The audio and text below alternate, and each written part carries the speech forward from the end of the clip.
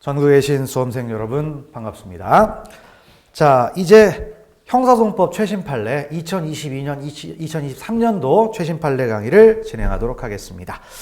자, 그래서 이제 우리 교재를 한번 잠깐 보시면은 대략적으로 한 39페이지, 여러분들 이제 판례들을 보는데 판례 원문도 있고, 그 다음에 이제 여기에서 지문들이 어떻게 나올 것이다 예상 지문을 해가지고 OX 형식으로 했습니다. 그리고 자, 우리 수험생 여러분들이 이제 수사 준칙에 대해서 특히 이제 경찰 채용이나 경찰 승진분들이 이제 수사 준칙에 대해서 어려움이 많은 것 같습니다. 그래서 거기에 나와 있는 문제들 몇 가지를 좀 예상 문제로 만들어서 실어놨습니다. 그래서 자, 그렇게 한번 확인을 해 나가시면 될 것 같습니다. 그래서 2022년도, 2023년도 이제 판례 강의를 시작하도록 하겠습니다. 자, 그러면 이제 첫 번째부터 한번 들어가 보시면은요. 자, 이제 소송 주체론 해가지고 판례가 있는데 1번 판례가 눈에 좀 거슬립니다. 무슨 말이냐? 시험에 나올 만한 영역이 좀 제법 돼요. 그러니까 평소에 나오는 파트는 아닌데 은근히 나올 수도 있겠다. 왜냐하면 문제를 낼 포인트가 많다라는 겁니다. 자, 그래서 이제 한번 들어가 보시면 어떤 얘기냐면 바로 우리 재판 확정 기록의 열람 등사에 관한 이야기가 있죠. 59조인가 이쪽에 있잖아요. 자, 그럼 열람 등사, 재판 확정 기록을 열람사를 하는데 문제는 이제 불복을 할 때 어떻게 하느냐 이 부분이 됩니다. 근데 자, 재판 확정 기록에 대해서 열람 등사에서 형사 재판 확정 기록 있죠.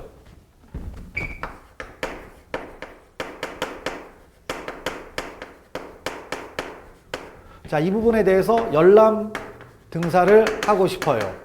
근데 여기에 대해서 이제 거부가 들어갔습니다. 그러면 이제 불복을 하고 싶은 거죠.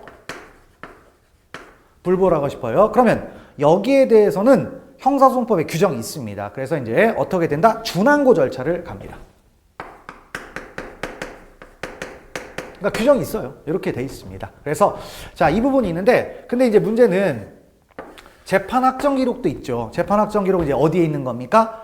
일단 기본적으로 법원에 있는 거죠. 그래서 그런 부분들을 이제 놓으시면 되는 건데, 자, 일단 재판 확정 기록에서 공개해서 이 부분이 있는데, 이제 또 뭐가 있냐면 바로 재판 확정 기록이 아닌 불기소 처분으로 종결된 기록이 있습니다.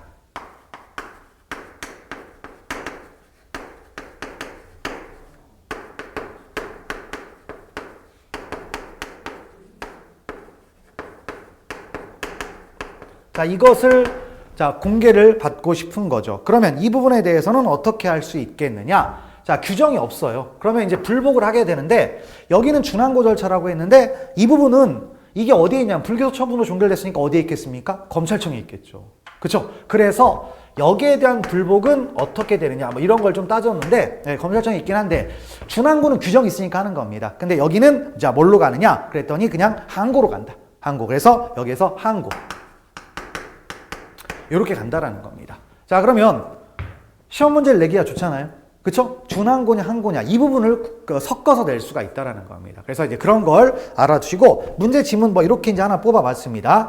형사재판 확정 기록이 아닌 불기소 처분으로 종결된 기록에 관하여는 정보공개법에 따른 공개 청구가 허용되고 그다음에 그 거부나 제한 등에 대한 불복은 준항고가 아니고 뭘로 간다? 항고로 간다. 항고. 그러니까 여기는 뭡니까? 형사소송 절차가 아닌 일단 기본적인 항고로 가게 돼 있다라는 겁니다. 그래서 자, 밑에 한번 읽어봅시다. 밑줄을 보시면은요. 자, 형사재판 확정 기록의 공개에 관하여는 자, 정보공개법에 의한 공개 청구가 허용되지 않는다. 왜? 다른 법의 불복 절차가 있으면 정보공개법으로 가지 않는 겁니다. 일반법의 정보공개법은. 그러면 다른 법의 구제 절차가 있으면 정보공개법으로 안 가는 거죠. 그래서 이제 여기서부터가 이제 핵심적인 내용이죠. 형사재판 확정 기록에 관하여는 형사소송법 59조 2에 따른 열람등사 신청이 허용되고 그 거부나 제한 등에 대한 불복은 뭘로 간다? 준항고. 여기는 법에 규정이 돼 있다 이거예요. 이렇게 돼 있습니다. 그러니까 정보공개법으로 안 간다라는 거죠. 자, 그런데 재판 확정 기록이 아닌 불기소 처분으로 종결된 기록에 관해서는 자, 규정이 없으니까 뭘로 할 수 있어요? 정보공개 청구. 정보공개 청구가 허용이 되고 그 다음에 거부나 제한 등에 관한 불복은 뭘로 간다? 항고로 간다. 이거를 좀 기억을 해두시면 되겠습니다. 그래서 알아두시고 그 다음에 자, 2번 논점도 좀 중요합니다. 문제 지문을 다 만들 수 없으니까 일단 밑에로 넣어놨는데 한번 또 읽어봅시다. 자, 그래서 재판이 확정된 사건의 소송 기록이란 그러면 어떤 거냐? 특정 형사사건에 관하여 법원이 작성하거나 검사 피고인 등 소송관계인이 작성하여 법원에 제출한 서류들로서 재판 확정 후 담당 기관이 소정의 방식에 따라 보관하고 있는 서면의 자, 동그라미 칠까? 총체. 그러니까 모든 서류예요. 모든 서류. 특정한 서류가 아니라 모든 서류라는 거죠. 그래서 위와 같은 방식과 절차에 따라 보관되고 있는 이상 형사사건으로서 증거로 채택되지 아니하였거나 그 범죄와 직접 관련되지 아니한 서류라고 하여 재판확정 기록에 포함되지 않는다고 볼 것은 아니다. 그래서 모든 서류는 다 뭐 할 수가 있다? 재판확정 기록이 되니까 다 볼 수 있다 이거예요. 다 볼 수 있다. 그래서 제한이 없다. 그 안에서 볼 수 있는 것 대상은 제한이 없다라는 그런 취지예요. 모든 거. 그 부분을 알아두시면 되겠죠. 그래서 1번 판례는 일단 이런 내용인데 이걸 바꿔치기 할 수가 있다. 아시겠죠? 자, 그걸 첫 번째 논점으로 좀 보시면 되겠습니다. 자, 그 다음에 두 번째 판례로 가보면요. 두 번째 판례는 어떤 거냐? 이 송달과 관련된 얘기입니다. 자, 우리 송달이라는 것은 소송행위의 내용을 알리는 법원의 직권행위를 송달이라고 할 수 있죠. 근데 이제 송달의 종류 중에서 최후 수단으로서 뭘 할 수가 있습니까? 공시송달이라는 걸 할 수가 있죠. 공시송달. 공시송달은 어떻게 하는 겁니까? 법원 게시판에 갖다 붙여버리는 거예요. 이것을 공시송달이라고 합니다. 그러면 이제 공시송달의 효력은 어떻게 되냐면, 효력은 일반적인 경우에는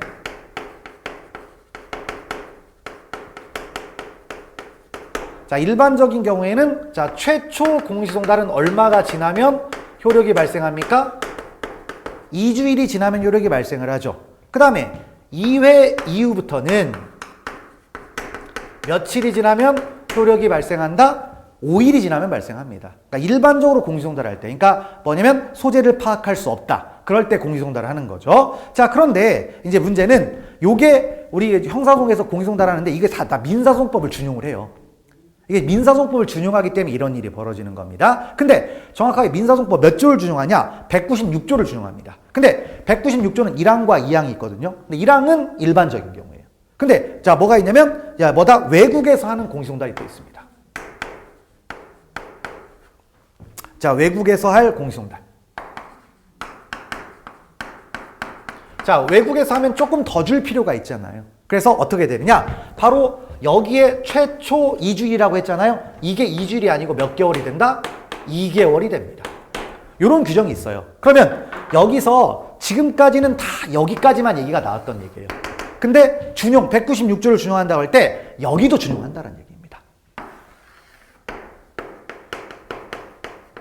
여기도 준용을 해요. 그러니까 자, 세 가지를 이제 하나가 더 늘은 거죠. 최초는 얼마? 2주일이 지나면 효력이 발생하고 2회 이후부터는 5일이 지나면 효력이 발생하는데 자, 어떻게 된다? 외국에서 할 공시송달은 얼마가 지나야 된다? 최초는 2개월이 지나야 효력이 발생한다. 이렇게 간다라는 겁니다. 이유는 바로 다 준용해요. 196조 전체를 준용하니까 1항도 준용하고 2항도 준용한다는 취지죠. 그래서 자, 그걸 놓고요. 한번 읽어봅시다. 그래서 문제 지문 여러분들이 보시고 해설을 보시면은 밑줄 그어놨죠. 형사소송법 63조 제2항에 의하면 피고인이 재판권이 미치지 아니하는 장소에 있는 경우에 다른 방법으로 송달할 수 없는 때 공시송달을 할 수 있고, 피고인이 재판권이 미치지 아니하는 외국에 거주하고 있는 경우에는 형사소송법 65조에 의하여 준용되는 민사소송법 196조 2항에 따라 첫 공시송달은 실시한 날부터 얼마가 지나야 된다? 2개월이 지나야 된다. 그러니까 외국에서 할 공시송달은 2주가 아니고 얼마가 지난다? 2개월이 지난다. 요거를 좀 기억을 해두시면 되겠습니다. 그러니까 안 나왔던 판례예요, 지금까지. 여기에 관한 판례는 없었어요. 근데 나왔다라는 게 이제 의미가 있다라는 겁니다. 그 부분을 파악을 하시고 넘어가시면 되겠습니다. 자, 그래서 일단 소송 주체와 관련된 이야기들이었고요. 그 다음에 이제 우리 그래도 가장 많은 비중을 차지하는 게 수사죠, 수사. 그래서 수사 파트에서 이제 판례들 최신 좀 있는데 상당수의 판례들은 여러분들이 이미 대부분 알고 있는 내용이라고 보여집니다. 그래서 몇 가지는 간단하게 보고 가도록 하겠습니다. 그래서 자, 2페이지에 1번 판례. 자, 뭡니까? 법정대리인 중에 법정대리인 보통 친권자, 후견인 이런 사람들이에요. 그런데 부재자 재산관리인이 법정대리인일 수 있느냐? 그랬더니 법원의 허가를 받았죠. 그 허가를 받은 범위 내에서는 법정대리인이 될 수 있다, 없다? 될 수 있다. 이런 취지의 판례죠. 자, 그래서 문장은 여러분들 읽어보시고 해설을 보겠습니다. 자, 그래서 읽어보시면 법원이 선임한 부재자 재산관리인이 그 관리 대상인 부재자의 재산에 대한 범죄 행위에 관하여 법원으로부터 고소권 행사에 관한 허가를 얻은 경우 부재자 재산관리인은 법정대리인으로서 뭐가 된다? 적법한 고소권자가 된다라는 겁니다. 물론 범위 내에서. 범위를 넘어서면 안 되는 거예요. 그래서 이제 마저 읽어보면 따라서 부재자 재산관리는 관리 대상이 아닌 사항에 관해서는 고소권이 없겠지만, 그러니까 관리사항 넘어섰죠? 그럼 대리권이 없는 거죠. 자, 그런데 관리 대상 재산에 관한 범죄 행위에 대하여 법원으로부터 고소권 행사 허가를 받은 경우에는 법정대행이 될 수가 있다. 범위 내에서는 법정대행이다. 그래서 이미 봤던 거니까 알아주고, 그다음에 2번 판례도 중요하죠. 올해 판례인데 전원합치까지 갔으니까 대단히 중요한 거죠. 근데 중요하지만 원론적인 얘기입니다. 자, 원론적인 얘기가 뭐냐? 우리 소송행위 있죠. 자, 소송행위를 합니다. 소송행위 누가 합니까? 소송 능력이 있으면 본인이 하는 겁니다.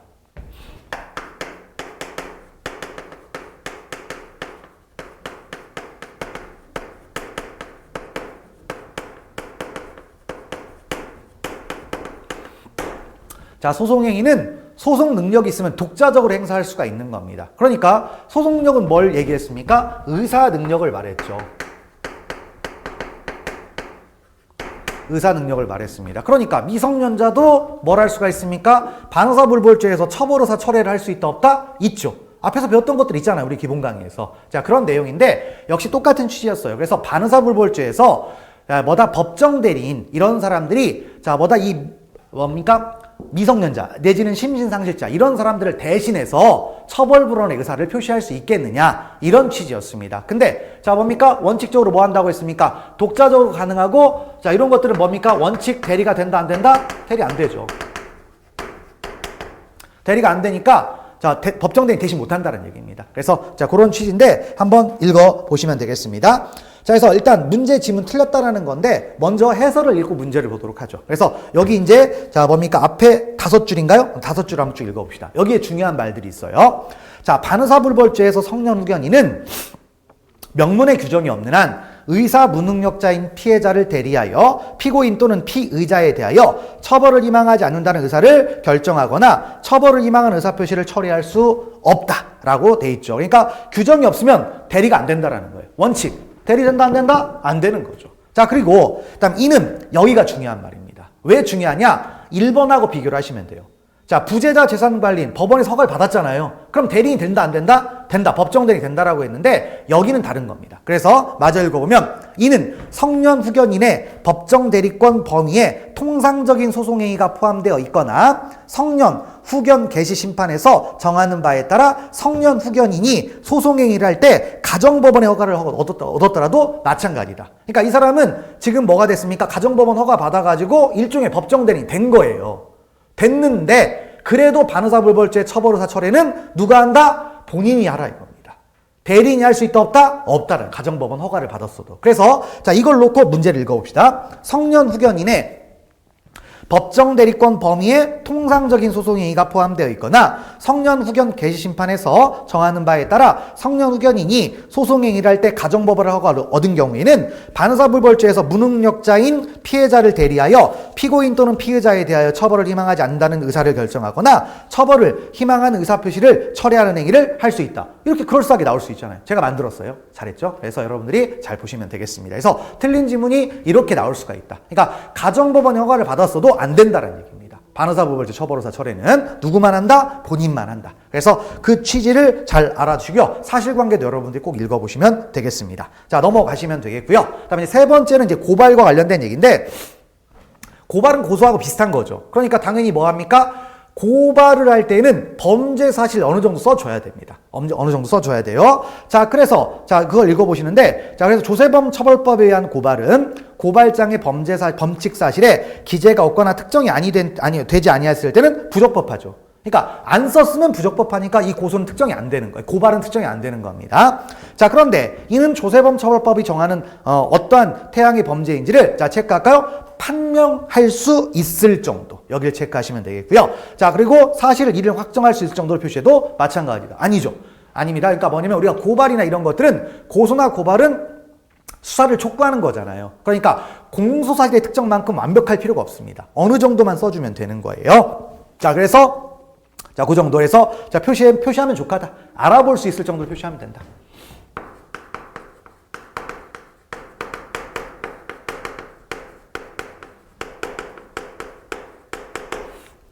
충분하다라는 겁니다. 자, 그런 것들을 파악하시면 되겠고요. 넘어가시면 됩니다. 자, 그 다음 이제 4번. 4번은 이제 제가 뭐 수업을 할 때 또 많이 했었죠. 그래서 이제 이런 내용인데, 자, 4번 보시면, 자, 특별사법경찰관리로 지명된 공무원이 범죄 수사를 위하여 음식점 등 영업소에 출입하여 증거 수집 등 수사를 하는 경우 식품위생법이 정한 절차를 준수하지 않았다면 위법하다고 할 수 있다. 이렇게 돼 있는데, 자, 이제 뭐죠? 뭐 식품위생법에서 뭐다? 어떤 겁니까? 뭐 부정식품 파는 거 있잖아요. 단속을 할 때 출입을 합니다. 특사경이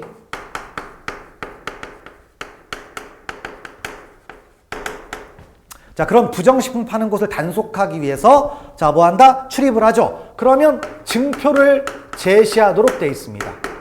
증표를 제시하게 돼 있어요. 그러면 증표를 제시하는데 증표 제시 안 하면 위법이다 이거죠. 근데 이건 어디에만 적용되는 거냐? 이 단속을 위해서만 적용되는 거야. 단속 시에. 단속 시에. 그런데 이런 경우가 있을 수 있죠. 자, 특사경이 범죄 수사를 합니다. 수사를 위해서 뭘 한다? 출입을 합니다. 출입을 할 때 이 증표 제시 규정이 적용되느냐? 적용 안 돼요. 적용 안 됩니다. 범죄 수사 증거 수집하러 들어갔다 이거예요. 그럴 때 증표를 보여줘야 되냐? 안 보여줘도 된다라는 겁니다. 그러니까 자, 규정이 적용되지 않으니까 어떻게 되겠습니까? 당연히 자, 뭐다? 여기서 증표 제시 안 해도 위법이다 아니다?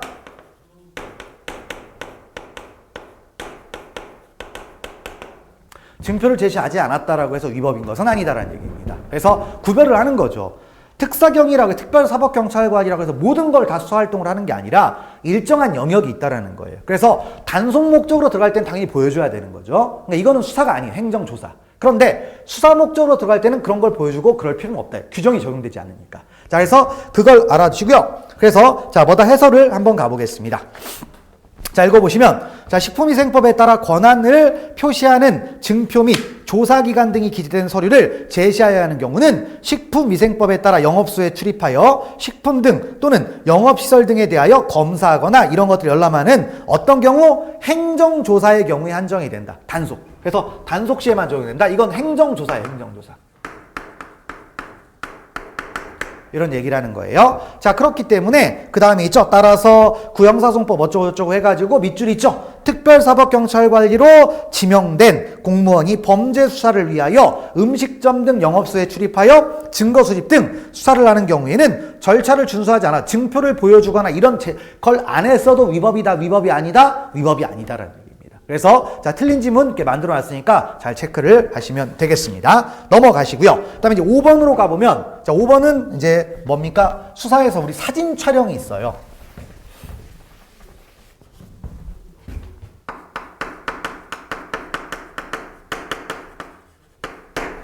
자, 사진 촬영이 있죠. 그럼 사진 촬영이 이제 허용되느냐 안 되느냐 이런 부분이 있는데 뭐 일단 학설은 의무수사다 강제수사다 이런 논의는 있어요. 근데 그건 중요한 게 아니고 판례의 태도를 좀 보시면 되는데요.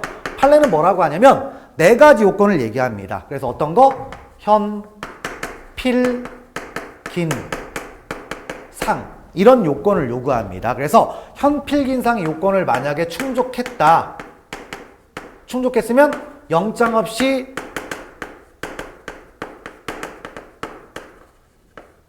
촬영할 수 있대요. 자, 그러면 이 요건을 충족했고 영장 없이 촬영을 했으면 할 수 있는 거죠. 자, 그럼 이거는 적법입니까? 위법입니까? 적법한 거죠. 증거로 쓴다는 얘기입니다. 자, 그 취지를 알아두면서 자, 보시면 되겠습니다.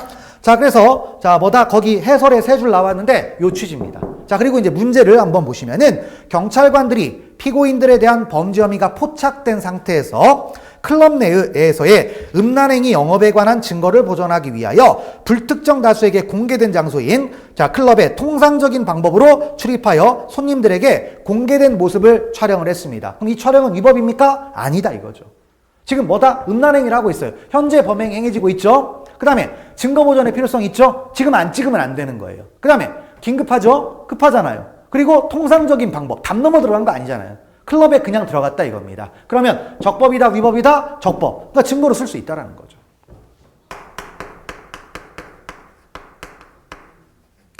증거 능력이 있다. 이런 취지의 얘기입니다. 그래서 알아주고, 그래서 밑에 동지 판례, 최근에 또 나온 판례인데 똑같은 내용이 있습니다. 그래서 한번 읽어보시면 특별사법경찰관은 범죄 혐의가 포착된 상태에서 이 사건 공사실의 범행에 관한 증거를 보존하기 위해 필요에 의하여 공개된 장소인 이 사건 음식점의 통상적인 방법으로 출입하여 이 사건 음식점 내에 있는 사람이라면 누구나 볼 수 있었던 손님들의 춤추는 모습을 촬영을 했다. 문제가 안 된다라는 거죠. 이런 것들. 같은 취지의 판례입니다. 논거는 똑같이 가는 건데 그런 판례가 나왔다라는 거죠. 넘어가시면 되겠고요. 그다음에 6번 판례를 가보면 이제 우리 통신 제한 조치 감청 있었죠? 감청. 그래서 공개되지 아니한 타인 간의 대화를 녹음하면 됩니까? 안 됩니까? 안 되죠. 그러면 여기서 이 공개되지 않았다의 의미는 자, 공개되지 않았다. 공개가 안 됐다는 얘기니까 비밀입니까? 비밀과 동일한 말입니까? 아니죠. 공개가 안 됐다라는 게 꼭 비밀이라는 말은 아니다라는 겁니다. 그래서 비밀과 동일한 의미는 아니다. 공개되지 않았다는 얘기는 비밀은 아니지만 다른 사람들이 굳이 듣게 하지 않았다라는 거잖아요. 비밀은 아예 감춰야 되는 거죠. 차이가 있는 거죠. 그래서 동일한 의미이다. 이 부분 알아주시고 해설은 여러분들 한번 읽어보시면 되겠습니다. 그다음 7번째 좀 중요한 것 같아요. 7번째 좀 중요한 판례인데 자 한번 보시면은 자 일단 우리가 통신비밀법상 어떻게 되죠? 방금 얘기했던 것처럼 누구든지 타인 간의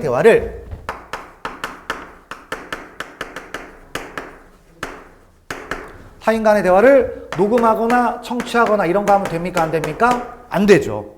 안 되죠. 그래서 이런 부분들을 이제 알아주시면 되는 거죠. 그래서 누구든지 타인 간의 대화는 녹음할 수가 없습니다. 자 그런데 이걸 비교하는 게 그럼 타인 간의 대화는 안 되지만 자, 대화 당사자 사이의 녹음은 가능합니까? 불가능합니까?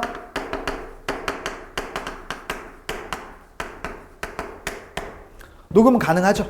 그죠? 대화 당사자끼리 하는 건 괜찮은 거예요. 그러면 이제 여기에서 대화라고 돼 있지만 영상도 똑같은 겁니다. 영상도 똑같이 이제 생각을 하셔서 보시면 되겠습니다. 그래서 해설을 먼저 볼게요.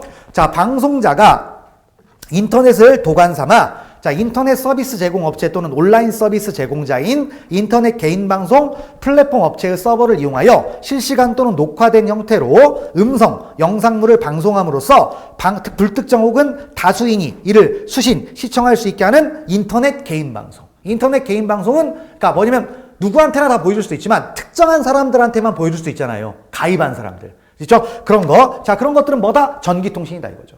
대화가 될 수가 있다라는 겁니다. 대화. 그리고 그 다음부터 이제 밑줄 위줄 읽으시면 됩니다.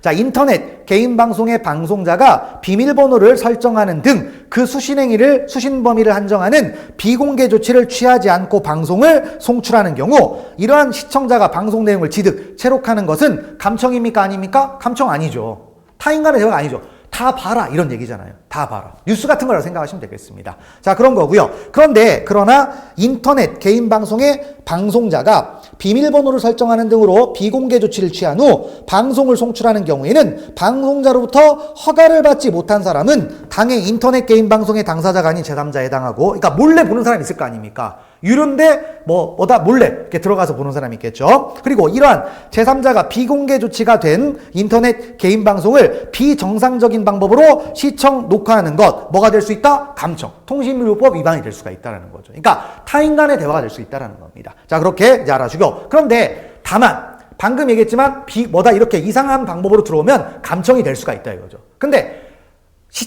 방송을 송출하는 사람이 이거 알고 있었어요. 알고 있었는데 그냥 놔둬버리는 겁니다. 묵인을 해줬어요. 그러면 다시 뭐가 될 수가 있다? 동의를 받았으니까 여기에 해당할 수가 있다는 그런 취지입니다. 다만 방송자가 이와 같은 제3자의 시청 녹화 사실을 알거나 알 수 있었음에도 방송을 중단하거나 그 제3자를 배제하지 않은 채 방송을 계속 진행한 등 허가받지 아니한 제3자의 시청 녹화를 사실상 승낙, 용인한 것으로 볼 수 있다. 그러면 감청이 아니다라는 겁니다. 그러니까 먼저 가입한 사람이 보는 건 감청이 아니겠죠. 근데 가입 안 한 사람이 이상한 방법으로 보면 감청이 되겠죠. 근데 이걸 알고도 묵인해줬다? 감청이 아니다라는 얘기입니다. 그걸 알아주고요. 그리고 문제를 한번 읽어봅시다. 인터넷 개인 방송의 방송자가 쭉 해서 4줄까지 한번 읽어보시고 그 다음에 있죠. 이는 방송자가 허가받지 아니한 제3자의 시청, 녹화를 사실상 승낙, 용인한 것으로 볼 수 있는 경우에도 이러한 제3자가 방송 내용을 체록하는 것은 감청이다. 틀렸죠? 그 부분이 틀렸다. 이렇게 낼 수가 있다는 거죠. 그리고 하나 더 볼 건 자, 이제 승낙을 누가 할 수 있느냐. 방금 승낙하거나 묵인한다라고 했잖아요. 그걸 누가 할 수 있느냐? 2번에 나와 있습니다. 그래서 한번 읽어보시면 자, 접근 권한을 부여하거나 허용되는 범위를 설정하는 주체는 누구다? 서비스 제공자다. 이걸 묵인해 줄 수 있는 사람, 서비스 제공자입니다. 따라서 서비스 제공자로부터 권한을 부여받은 이용자가 아닌 제3자가 정보통신망에 접속한 경우 그에게 접근 권한이 있는지 여부는 서비스 제공자가 부여한 접근 권한을 기준으로 판단하게 돼 있다. 서비스 제공자. 아시겠죠? 서비스 제공자가 동의했냐 안 했냐 이걸 따지는 겁니다. 그래서 자, 의미가 있는 판례 같아요. 시험에 나올 만한 얘기가 충분히 있는 겁니다. 그래서 그런 것들을 파악을 하시면 되겠습니다. 자, 그래서 자, 이제 의무수사에서 뭐다 의미가 있는 감청에서 의미가 있는 판례들을 쭉 보셨고요. 그다음에 이제 강제수사, 체포, 구속, 압수수색 검증 있죠? 자, 이쪽 내용을 들어갑니다. 자, 그럼 1번부터 많이 나왔죠? 자, 뭡니까? 우리 긴급체포랑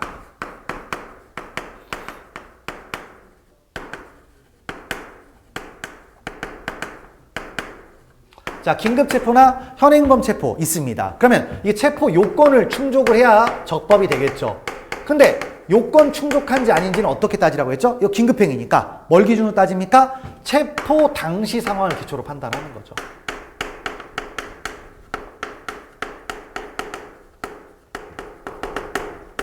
체포 당시 상황. 체포 당시니까 사후 사정 고려합니까? 안 합니까? 안 하죠. 그래서 지금까지 우리가 긴급 체포는 많이 봤잖아요. 현행범 체포 똑같은 겁니다. 그 취지의 판례예요. 토시아는 안 틀립니다. 그래서 1번은 여러분들이 한번 읽어보시면 되겠고, 그 다음 2번도 예전에 나왔던 판례 다시 한번 나왔습니다.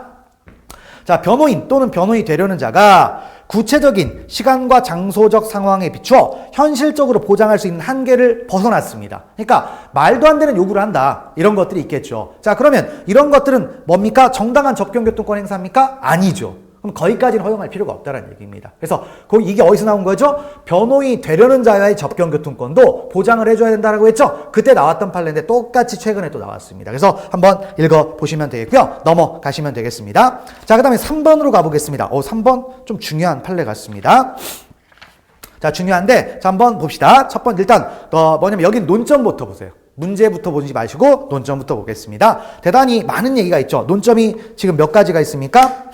1번, 3번에 해가지고 세 가지 논점이 있죠? 자, 그럼 첫 번째인데, 첫 번째는 이미 다 알고 있는 얘기예요. 자, 일단 우리가 영장에 뭐가 있었습니까? 유효기간이 있죠.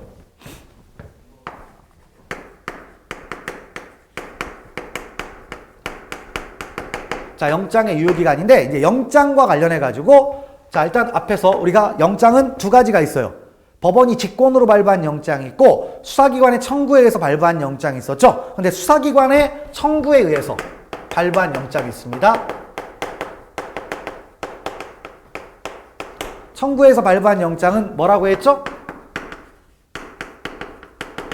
허가장이라고 했죠. 그 다음에 법원이 직권으로 발부한 영장은 뭐라고 했습니까? 명령장이라고 했습니다. 자, 그런 거 있고요. 그 다음에 유효기간인데 그 유효기간의 의미가 있어요. 영장의 유효기간은 무슨 뜻이냐? 그랬더니 뭘 얘기한다? 집행에 착수할 수 있는 종기를 의미한다라고 했죠.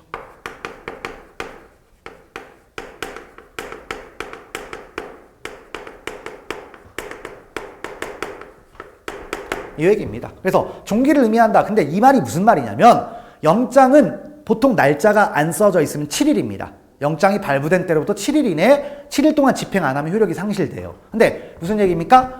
받자마자 집행하면 또 효력이 상실돼요. 근데 집행 안 하고 7일 지나도 효력이 상실된다는 뜻입니다. 그러면 이게 무슨 뜻이라고 했죠? 제가 수업을 할 때 얘기했는데 영장은 뭐다? 이거 일회용이라는 거예요.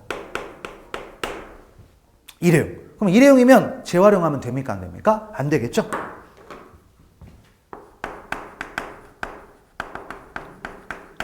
재활용 안 된다.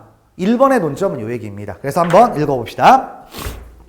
자, 그래서 형사소송법 215조에 따른 압수수색 영장은 수사기관의 압수수색에 대한 허가장 한번 체크하시고요.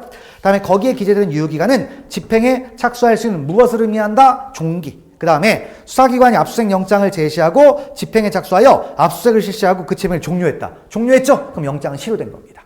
실효됐어요. 그래서 영장은 목적을 위해서 상실되는 것이고 동일한 장소 또는 목적물에 대하여 다시 압수수색을 할 필요가 있습니다. 그럼 어떻게 해야 돼요? 또 영장 받아오라는 거죠. 자, 기존 영장 재활용하면 된다 안 된다? 안 된다. 1번 논점 이거 앞에서 많이 나왔던 얘기예요. 근데 다시 한번 환기시키는 거고요. 그 다음에 이제 2번으로 가보면 자, 2번은 어떤 얘기입니까? 우리가 이제 압수수색을 해서 전자정보에 대해 이제 압수수색을 했는데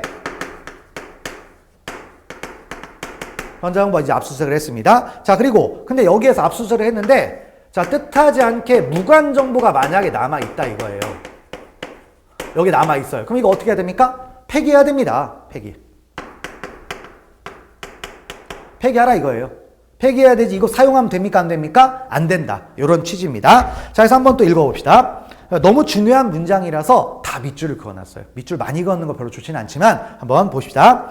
수사기관은 하드카피나 이미징 등에 담긴 전자정보를 탐색하여 혐의 사실과 관련된 정보를 선별하여 출력하거나 다른 저장 매체에 저장하는 등으로 압수를 완료하면 혐의 사실과 관련 없는 전자정보를 뭘 하게 돼 있다? 삭제하거나 폐기해야 된다. 무관정보 있으면 폐기하라 이거예요. 남겨두면 안 돼요. 남겨두면 안 됩니다. 그런 거고요. 그 다음에 수사기관이 새로운 범죄 혐의를 수사를 위하여 무관정보가 남아있는 복제본을 열람하는 것은 자, 압수수색 영장으로 압수되지 않은 전자정보를 영장 없이 압수수색하는 것과 다르지 않다. 그러니까 정해지지도 않은 걸 압수했으니까 안 되겠죠? 위법이다라는 얘기입니다. 따라서 자, 복제본은 더 이상 수사기관 쪽에서 뭡니까? 어딨어? 따라서 복제본은 더 이상 수사기관으로 쪽에서 범위 다르지 않다. 따라서 어딨어? 계속 읽으면 돼. 수사기관의 탐색, 그다음 뭐죠? 복제 또는 출력 대상이 될 수 없으며 수사기관은 새로운 범죄 혐의의 수사를 위하여 필요한 경우에도 기존 압수수색 과정에서 출력하거나 복제한 유관 정보의 결과만을 열람할 수 있다. 그러니까 무관 정보 보면 됩니까? 안 됩니까? 안 된다는 얘기죠. 폐기해야 된다. 설령 폐기 안 했어도 보면 안 된다는 얘기입니다. 자, 그런 취지고요. 그래서 요게 2번 문장으로 이제 만든 겁니다. 그래서 자, 문제 3번 한번 읽어볼까요? 수사기관이 새로운 범죄 혐의 수사를 위하여 무관 정보가 남아있는 복제본을 열람하는 것은 압수되지 않은 전자정보를 영장 없이 수색하는 것과 같으므로 복제본은 수사기관의 탐색, 복제, 출력의 대상이 될 수 있다? 될 수 없다라는 거죠. 안 된다. 무관정보 보면 안 된다는 얘기예요. 자, 그 부분을 알아주시면 되겠죠. 그래서 무관정보는 절대 안 되고 관련이 있는 것만 보라는 겁니다. 그걸 파악하시면 되겠고요. 그 다음에 이제 3번도 또 중요한 얘기인데, 자, 어떤 얘기가 되겠습니까? 우리 영장을 집행을 할 때에는 자, 당사자의 참여권을 보장해줘야 됩니까? 안 해줘야 됩니까? 당연히 해줘야 돼요. 원칙적으로 참여권을 보장하죠.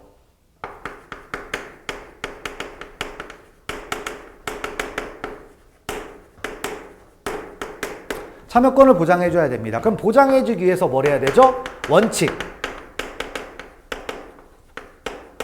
사전 통지하는 거 미리 알려주게 돼 있죠.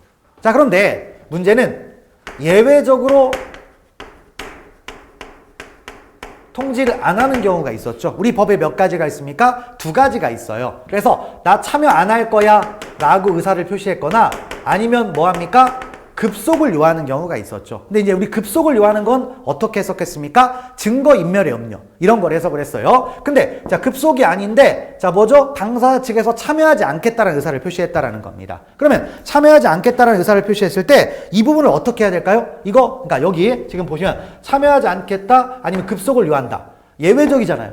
예외적이니까 이거 함부로 쉽게 인정하면 됩니까? 안 됩니까? 안 된다. 이거 어떻게 해석한다?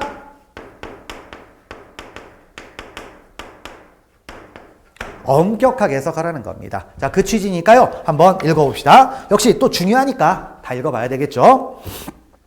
자, 3번입니다. 자, 수사기관은 압수수색 영장의 집행기관으로서 피압수자로 하여금 법관이 발부한 영장에 한 압수수색이라는 강제처분이 이루어진다는 사실을 확인할 수 있도록 형사소송법이 압수수색 영장에 필요적으로 기재하도록 정한 사항이나 그와 일체를 이루는 내용까지 구체적으로 충분히 인식할 수 있는 방법으로 압수수색 영장을 제시한다. 충분히 제시해야 되겠죠? 뭐 이건 당연한 거니까 안 썼고요. 그 다음에 피해자에게는 사본까지 교부해야 하며 그 다음에 증거인멸의 가능성이 최소화됨을 전제로 영장 집행 과정에 대한 참여권이 충분히 보장될 수 있도록 사전에 피해자 등에 대하여 집행 일시와 장소를 통지하여면 물론 피의자 등의 참여권이 형해화되지 않도록 그 통지 의무에 예외로 규정된 참여하지 아니한다는 의사를 명시한 때 아니면 급속을 요하는 때 어떻게 해석해라? 엄격하게. 왜냐? 예외니까.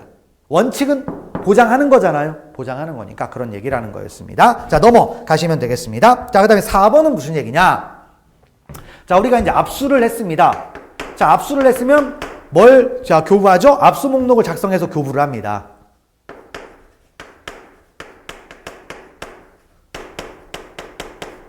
자, 압수 목록을 작성해서 이제 교부하게 되어 있습니다. 자, 그러면 압수 목록은 주는 거예요. 누구한테? 피압수자한테. 왜 주는 거죠? 이 사람이 나중에 권리 행사를 하는 거예요. 준항고 같은 걸 통해서 다투라는 거죠. 그러면 최소한도 압수 목록은 뭡니까? 무엇을 압수했다라는 거잖아요. 그럼 이거 어느 정도로 써줘야 될까요?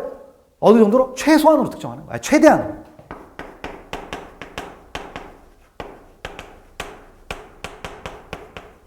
어떻게 해야 된다? 최대한으로 특정을 해줘야 된다는 겁니다. 왜? 권리구제를 위해 도움이 돼야 되잖아요. 그래서 자 문제의 지문인데 해설은 여러분들이 읽어보시고 4번 틀린 지문만 보겠습니다. 자, 그래서 준항고 등을 통한 권리구제가 신속하면서도 실질적으로 이루어질 수 있도록 압수 목록을 작성할 때 압수 방법, 장소, 대상자별로 명확히 구분하여 압수물의 종류, 그다음에 품종, 명칭, 수량, 외형상 특징 등을 최소한이 아니라 최대한, 최소한으로 하면 피압수자가 뭘 뺏겼는지를 몰라요. 그러니까 최대한으로 특정을 해주라는 얘기입니다. 아시겠죠? 그런 것들을 보시고 넘어가시면 되겠습니다. 자, 그 다음에 이제 5번 문제로 가보겠습니다. 자, 5번은 우리가 많이 봤던 거죠. 전자정보 매체를 압수했습니다. 그럼 어디다 쓰라고 했죠? 압수물 어디다 쓰라고 했습니까? 관련된 사건에 쓰라고 했죠. 근데 그 관련된 사건이 뭐죠? 객관적 관련성과 인적 관련성을 갖춰야 됩니다. 근데 객관적 관련성은 같은 사건이라는 얘기죠. 근데 단순히 동종범행이면 됩니까? 안 됩니까? 안 되고 구체적, 개별적 연관관계가 있어야 되겠죠? 그리고 인적 관련성은 최소 공범해야 돼요. 근데 여기서 말하는 공범은 모든 종류의 공범입니다. 의무적 공범, 필요적 공범 다 들어가는 거죠. 그 판례입니다. 그래서 5번 문제만 읽어봅시다. 자, 압수수색영장에 기재한 혐의사실과 범죄와의 객관적 관련성은 압수수색영장에 기재된 혐의사실의 내용과 수사의 대상, 수사의 경위 등을 종합하여 구체적, 개별적 연관관계가 있는 경우에는 인정되지만 혐의사실과 단순히 동종 또는 유사범행이라는 사유만으로는 관련성이 있다고 하면 된다, 안 된다? 안 된다라는 얘기죠. 그래서 원론적인 얘기, 시험에 많이 나왔던 문장이죠. 근데 계속 이 판례가 등장을 하고 있어요. 1년에 이 판례 토시 하나 안 틀리는 판례가 한 최소 5개씩은 나옵니다. 그러니까 이 문장 전체적으로 여기 지금 판례 문장 다 중요한 거니까 꼼꼼하게 읽어보시면 되겠습니다. 자, 됐고 그다음 6번도 대단히 중요한 판례죠. 안 중요한 건 없습니다. 자, 그래서 6번 판례인데 6번 판례는 어떤 겁니까? 자, 이제 우리가 과거에 전자정보 매체를 압수할 때 컴퓨터에 있는 전자정보를 압수하잖아요. 근데 컴퓨터에 있는 것만 다운로드하는 게 아니고 어떻게 할 수 있었죠? 원격지 서버에 있는 것을 아이디 비번 넣고 뭐라죠? 이쪽에서 다운로드 받는 것도 가능하다고 했잖아요. 그런데 이 원격지 서버가 자 어떻게 됩니까? 원격지 서버를 이제 압수할 때 있어서 원격지 서버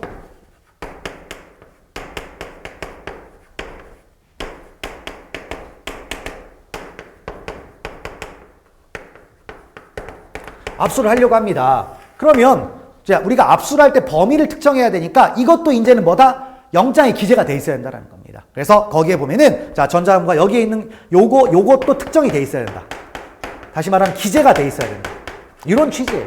이미 다 여러분들이 알 거라고 생각을 합니다. 그래서 한번 확인하는 거니까요. 자, 6번 읽어봅시다. 수사기관이 압수수색 영장에 적힌 수색할 장소에 있는 컴퓨터 등 정보처리 장치에 저장된 전자정보 외에 원격지 서버에 저장된 전자정보를 압수수색하기 위해서는 압수수색 영장에 적힌 압수할 물건에 별도로 원격지 서버 저장 전자정보가 특정되어 있지 않아도 된다? 특정되어 있어야 되는 거죠. 그러니까 예전 이 판례가 나오기 전에는 원격지 서버 압수할 수 있다라고 했어요. 근데 이제 구체화시키기 위해서 요것도 기재할 수 있다고 영장에 기재가 돼 있어야 된다, 안 써야 된다? 돼 있어야 된다. 그런 취지의 판례가 나온 거죠. 그래서 의미가 있습니다. 자, 넘어가시면 되겠고요. 그 다음에 7번으로 가보면 자 일단 원칙적으로 우리가 압수수색을 할 때 당사자의 참여권을 보장하라고 했잖아요. 그쵸? 근데 보장을 하라고 했는데 자 보장이 안 돼서도 다른 방법으로 보장을 해줬다면 넘어갈 수도 있다. 이런 취지의 판례입니다. 그래서 한번 읽어보시면은 자, 수사기관이 피의자로부터 범죄 혐의 사실과 관련된 전자정보와 그렇지 않은 전자정보가 섞인 매체를 자, 임의 제출받아 사무실 등지에서 정보를 탐색, 복제, 출력하는 경우 피의자나 변호인에게 참여의 기회를 보장하고 압수된 전자정보가 특정된 목록을 교부해야 하나 원론이죠. 원칙론. 자, 근데 그 다음부터 좀 체크를 할까요?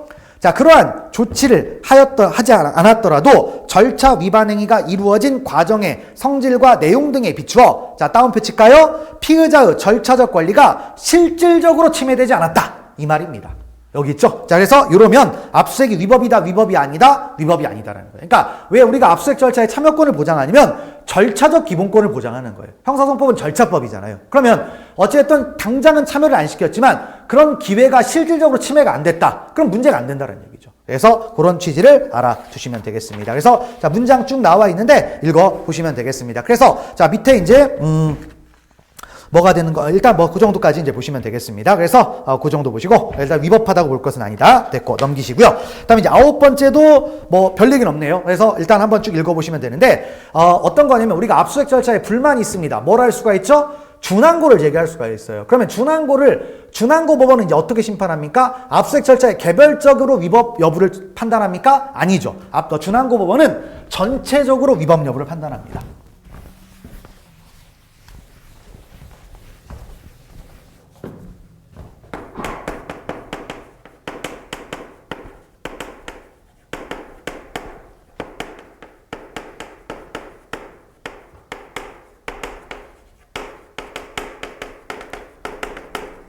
전체적으로 위법 여부를 판단을 해요. 그래서 전체적으로 위법 여부를 판단한 결과 중대한 위법이 있다. 그러면 취소를 시킵니다.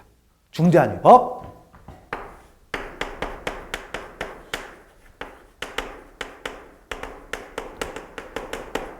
전체적으로 다 무효화시켜버리는 거예요. 수사기관이 보유를 못하게 만듭니다. 자, 그런 취지인데요. 거기에 해당하는 판례가 나온 거죠. 그래서 한번 읽어보시면은 수사기관이 압수수색 영장을 집행할 때 처분의 상대방인 갑회사에, 자, 체크할까요? 영장을 팩스로 송부했을 뿐 영장 원본을 제시하지 않았다. 그러니까 영장을 우리 보여줘야 됩니다. 보여줘야 됩니까? 안 보여줘야 됩니까? 보여줘야 돼요. 뭘 보여줘야 돼요? 원본 보여주라고 했잖아요. 그래서 자, 뭐다? 제시하지 않았으며 갑회사로부터 준항고인의 카카오톡 대화 내용을 취득한 뒤 전자정보를 탐색 출력하는 과정에서도, 자, 체크할까요? 준항고인에게 참여의 기회를 부여하지 않았습니다. 그러니까 영장도 안 보여줘. 참여권도 없어. 중대합니까? 안 중대합니까?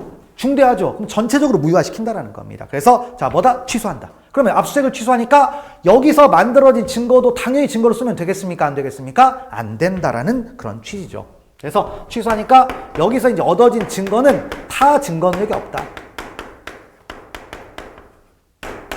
무효화가 된다는 얘기입니다. 그래서 그런 취지를 알아두시면 되겠습니다. 자, 넘어가시고요. 그 다음에 이제 9번째는 우리가 앞에서 뭘 봤냐면 관련 없는 건 뭐 하라고 했어요? 폐기하라고 했죠?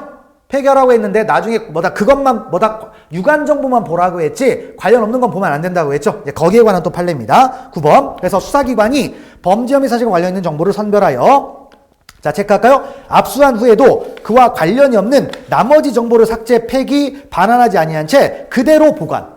그럼 뭐예요? 위법이잖아요. 근데 이제 마저 읽어보면 있다면 범죄 혐의 사실과 관련이 없는 부분에 대해서는, 자, 압수의 대상이 되는 전자정보의 범위를 넘어서는 전자정보를 영장 없이 압수수색하여 취득한 것이어서 위법. 여기서 끊어주시면 되겠습니다. 위법. 그러면 위법인데 우리가 영장주의 위반의 위수증이 있어요.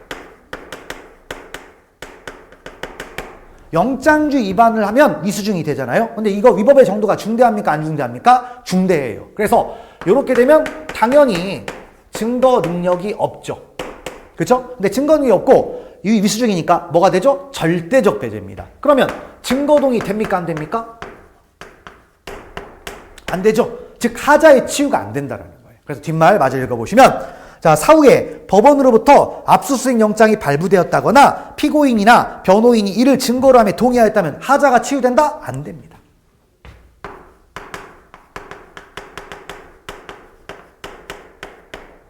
하자 치유 안 됩니다. 나중에 우리 증거 파트 가면 다시 한번 언급을 할 거예요. 그래서 이런 말들. 그러니까 뭐냐면 중대한 위법은 증거 동의가 안 돼요. 근데 주로 헌법 규정과 관련된 건데 뭐 영장주 위반, 변호인 접견권 침해, 아니면 또 뭐죠? 임의성 없는 자백, 뭐냐면 뭐 여러 가지가 있겠죠. 네, 그런 건데 공개주의 위반 이런 것들, 헌법 규정과 관련된 것들은 다 하자가 치유되지 않습니다. 자, 그런 것들 알아주시고, 대단히 길죠. 대단히 긴데 여러분들이 뭐 이렇게 특별하게 이렇게 어려운 내용은 아니에요. 그래서 한번 쭉쭉 읽어 보시면 되겠습니다. 자, 넘어가시면 되겠고요. 그다음에 10번째를 가보면, 자, 우리가 압수수색 절차를 한번 생각을 해봅시다. 압수수색 절차는 어떻게 되죠? 영장을 받아서 영장을 보여주고 집행을 하죠. 당사자의 참여권을 보장하면 됩니다. 그렇죠? 그리고 압수를 한 다음에 압수 목록을 교부하면 돼요.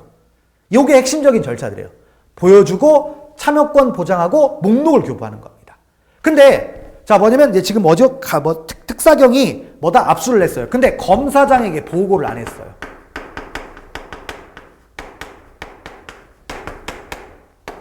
자, 검사장에게 보고를 안 해요. 압수를 싹 하고 나서 검사장에게 보고를 안 했습니다. 이거 중대합니까? 중대하지 않습니까? 중대한 위법은 아니겠죠. 그러니까 우리가 영장 집행의 핵심은 영장을 보여준다. 그 다음에 참여권을 보장한다. 그 다음에 목록을 교부한다. 이런 게 핵심이 되는 거예요. 근데 다 하고 나서 이 결과를 검사장에게 보고를 안 했어요. 중대한 위법입니까? 아니죠. 중대한 위법 아니니까 여기서 얻어진 증거는 증거로 사용할 수 있다 없다? 사용할 수 있다는 겁니다. 그래서 그런 취지인데요. 한번 읽어봅시다. 세관 소속 특별사법경찰관이 관할 법원 판사가 피고인을 피의자로 하여 상표법 위반 혐의 사실로 발부한 위 메모리카드 및 피고인의 휴대전화 등에 대한 사전 압수수색 영장에 의해 세관 유치품 보관 창고에서 유치창고 담당자를 피압수자로 하여 위 메모리카드를 압수하였고, 피고인이 대표로 있는 회사 소재지 관할지방검찰청 검사장에 대하여 별도의 보고 절차를 밟지 않고, 그 다음에 위 회사에 대한 압수수색을 실시하여 피고인의 휴대전화를 압수한 다음 문자 메시지 등을 탐색, 복제, 복원, 출력한 경우 이 메모리카드에 대한 증거들에 있는 증거 능력이 있느냐? 증거는 있다라는 거죠. 핵심적인 부분 다 시켰다 이거예요. 이거는 중대한 게 아니에요. 사후적으로 보고하는 거잖아요. 법에도 없어요. 자기들끼리 내부적으로 하는 겁니다. 그래서 위법 아니다라는 그런 취지죠. 그래서 중대한지 사소한지 이런 걸 따지면 되겠습니다. 자, 넘어가시고요. 그다음 11번은 물론 판례 문장인데 너무 짧은 거니까 그냥 간단하게 실어놨습니다. 영장주 위반 이거예요. 자, 영장주 위반 증거동의 있다 없다? 없죠. 증거동의 된다 안 된다? 안 된다. 그런 취지입니다. 여러분들 한번 읽어보시면 되겠고요. 그다음에 12번째를 가보겠습니다. 12번째는 바로 이제 앞에서 언급했던 압수수색과 관련해서 어디에 쓴다고 했습니까? 관련된 사건에서 객관적 관련성, 이것과 관련된 얘기죠. 자, 객관적 관련성은 어떻게 됩니까? 여러 사건이면 돼요. 근데 이제 구체적 개별적 연관관계가 있어야 되겠죠.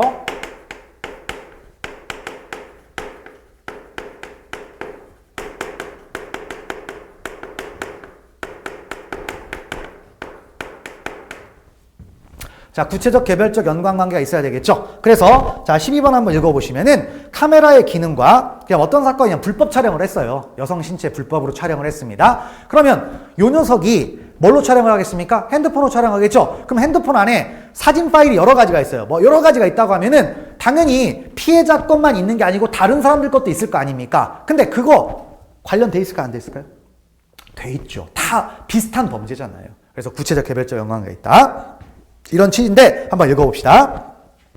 자, 카메라의 기능과 정보 저장 매체의 기능을 함께 갖춘 휴대전화기인 스마트폰을 이용한 불법 촬영 범죄의 경우 그 안에 저장되어 있는 같은 유형의 전자정보에서 그와 관련한 유력한 간접 증거나 정황 증거가 발견될 가능성이 높다는 점에서 이러한 간접 증거나 정황 증거는 범죄 혐의 사실과 구체적, 개별적 연관관계를 인정할 수 있다 없다? 있다라는 거죠. 계속 하잖아요. 촬영 불법적. 한 번 하고 끝나겠습니까? 여러 번 할 거 아니에요. 그러면 당연히 관련성이 있다. 이렇게 보자라는 겁니다. 그래서 그런 취지를 알아두시면 되겠죠. 자, 그래서 뭐냐면 3번 여기가 논점이 이제 그런 얘기죠. 그리고 2번 논점이 있는데 2번 별거 없죠. 자, 우리 임의성에 다툼이 생겼습니다. 누가 입증해야 돼요? 검사가 입증해야 되겠죠. 어떻게 증명합니까? 자유로운 증명. 그런 얘기들입니다. 그래서 쭉쭉 한번 읽어보시면 되겠습니다. 넘어가시면 되겠고요. 그다음에 이제 13번째 판례를 한번 보시면, 자, 13번째 판례는 뭐죠? 이게 최강욱 전 의원 사건이, 요 사건이죠. 그래서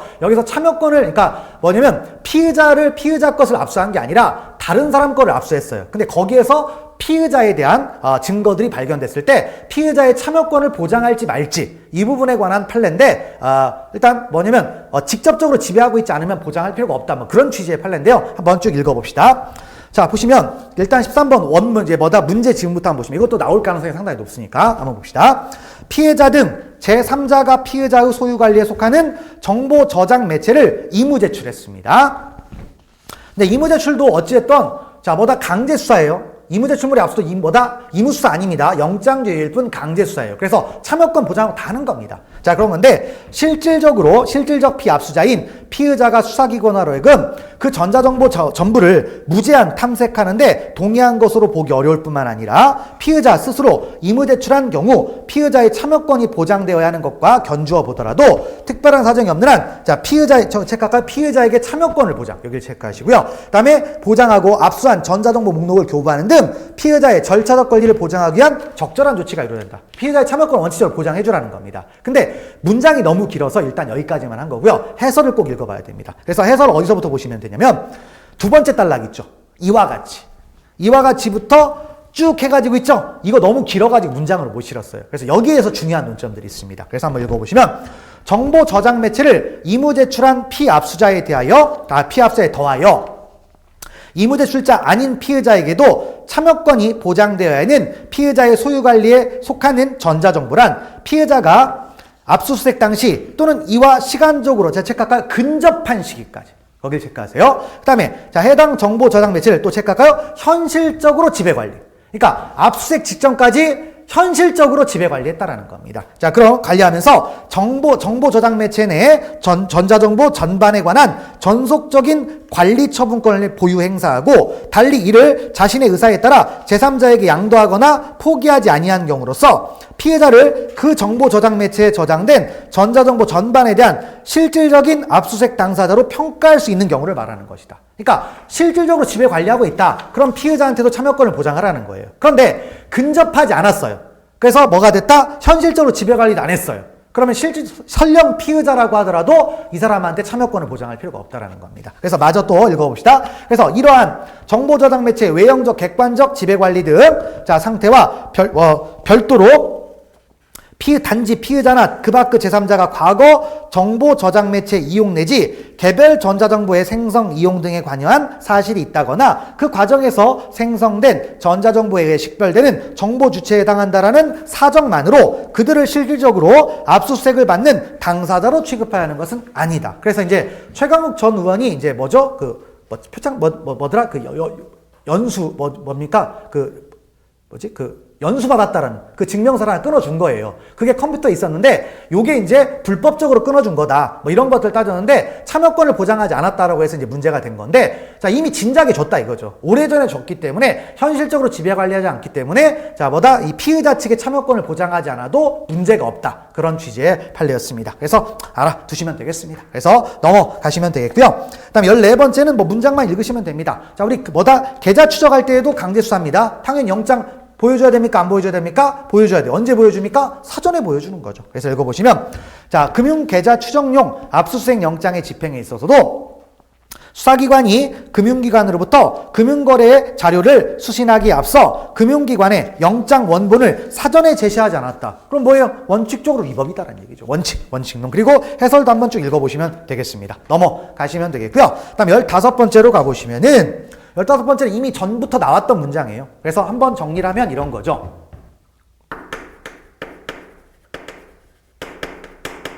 체포 현장이나 아니면 범죄 장소에서는요.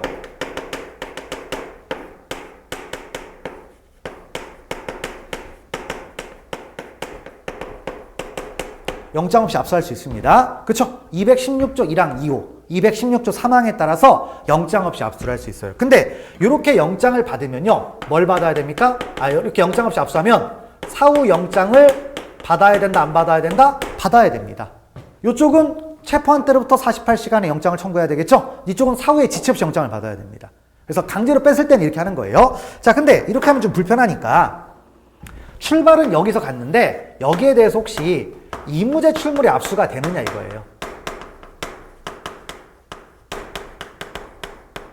이무제 출물이 압수가 되느냐? 된다 안 된다? 됩니다. 근데 이렇게 했으면 우리 이무제 출물의 압수는 사후영장을 받습니까? 안 받습니까? 안 받죠. 그래서 여기는 사후영장이 필요 없다. 이런 취지예요. 그러니까 출발할 때는 이렇게 했어요. 근데 가서 이쪽은 사실은 압류예요. 압류. 강제로 뺏는 거고 이쪽은 영치입니다. 그래서 강제로 뺏지 않고 영치를 받았다. 그럼 사후영장 안 받는다는 얘기입니다.